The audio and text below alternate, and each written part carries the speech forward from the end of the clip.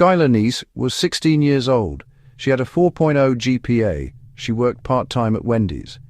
And on July 6, 2012, she snuck out of her bedroom window at midnight to meet her two best friends. They had a plan, but it wasn't Skylar's plan. Shelia, Eddy, and Rachel Shoaf, the two people closest to her in the world, had decided weeks earlier that they were going to kill her. They counted to 3, and they stabbed her more than 50 times. This is one of the most disturbing cases in modern American true crime.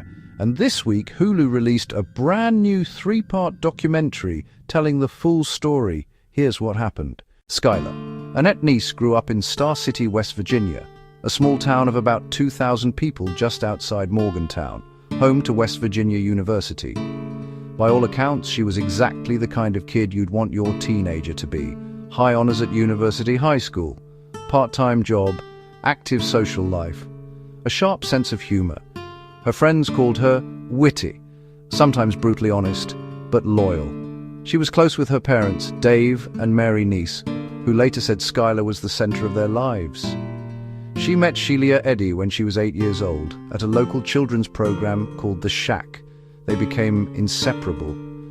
By high school, the pair had added a third, Rachel Shoaf, who joined their group when she transferred to University High. The three were seen everywhere together: social media photos, sleepovers, car rides. From the outside, it looked like a normal teenage friendship. From the inside, it was falling apart. In the months before her death, Skylar began posting cryptic messages on social media, vague references to trust, to feeling left out, to people who weren't who they seemed to be. What Skylar didn't know, or may not have fully understood, was that Shelia and Rachel had started a secret romantic relationship. They were terrified of anyone finding out. Rachel later testified that she feared being expelled from her family and her church if the relationship became public, and they believed Skylar knew. Whether Skylar actually intended to reveal their secret is still debated. What is not debated is how Shelia and Rachel responded. In the weeks before July 6th, they made a decision. They would kill her. The motive they later gave was chillingly simple. Rachel Shoaf told investigators, "We just didn't like her anymore. We didn't want to be friends with her." That was it. The plan was set in advance.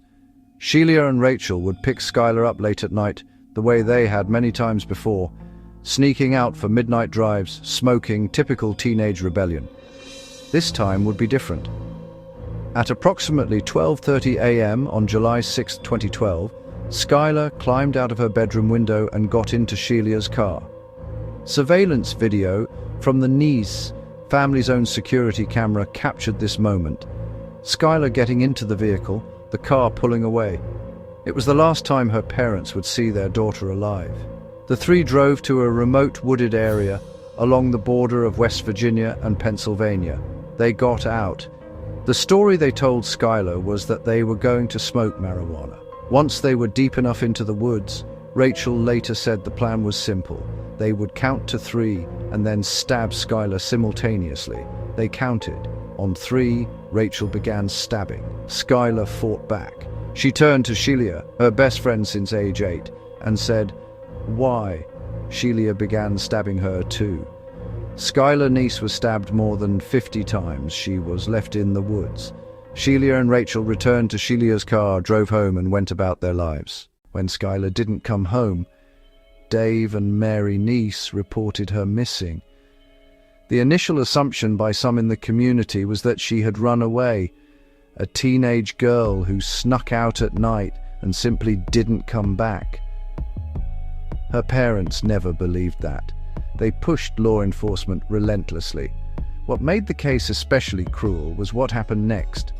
Shelia and Rachel didn't just stay silent. They actively participated in the search. They attended vigils. They posted missing appeals on social media. Shelia tweeted, "Rest easy, Skylar. You'll always be my best friend." She wrote that knowing exactly where Skylar's body was. For months, the case went nowhere. Police had suspicions. Shelia and Rachel were the last people seen with Skylar, but they had no body and no confession. The break came approximately 6 months after the murder. In early January 2013, Rachel Shoaf suffered a severe nervous breakdown. She was hospitalized at a psychiatric facility for 5 days. When she was released, she asked to be taken directly to her lawyer's office. There, she confessed to everything. She told investigators that she and Shelia had planned the murder weeks in advance. She described the counting, the stabbing, the drive home. She led authorities to the wooded area in Wayne Township, Greene County, Pennsylvania, just across the state line, where Skylar's remains were found. The discovery confirmed what Dave and Mary Neese had feared for 6 months. Their daughter had not run away. She had been murdered by the 2 people she trusted most. Rachel Shoaf pleaded guilty to second-degree murder on May 1, 2013. She was sentenced to 30 years in prison, with eligibility for parole after 10 years. Shelia Eddy initially maintained her innocence, but on January 24, 2014, she pleaded guilty to first-degree murder. She was sentenced to life in prison with eligibility for parole after 15 years. The difference in charges reflected the roles investigators believed each played. Shoaf confessed and cooperated. Eddy, who investigators described as the more dominant figure in the relationship, resisted longer and was charged accordingly. Both are currently incarcerated at the same facility, Lakin Correctional Center in West Virginia. Rachel Shoaf waived her most recent parole hearing. She is next eligible in June 2026, 3 months from now. Shelia Eddy will not be eligible for her first parole hearing until 2028. This week, Hulu released Friends Like These: The Murder of Skylar Neese, a 3-part docu-series that premiered on March 6th. Directed by Claire Titley, the series tells the story through social media posts, intimate interviews, and Skylar's own words. What makes this documentary different from previous coverage is its focus on the digital trail. These were teenagers in 2012, early social media, constant texting, public posts. The documentary reconstructs the friendship and its collapse through the digital footprint all 3 girls left behind. It also captures the pressures of growing up in the digital age. The performative friendships, the secret keeping, the gap between how these girls presented themselves online and what was actually happening. The series is streaming now on Hulu and Disney+. 14 years later, the Skylar Neese case still haunts people for a simple reason. There was no warning that made sense. This wasn't a crime committed by strangers. It wasn't motivated by money or drugs or self-defense. 2 teenage girls decided to murder their best friend because they didn't want to be friends with her anymore, because they were afraid she knew a secret, because, in the words they used, they just didn't like her. The question this case has always raised, and the question the Hulu documentary raises again, is whether anyone could have seen it coming. Whether the social media posts, the shifting dynamics, the nervous behavior in the weeks after, whether any of it was enough to intervene. Dave Neese has spent years advocating for missing children and for families whose cases aren't taken seriously from the start.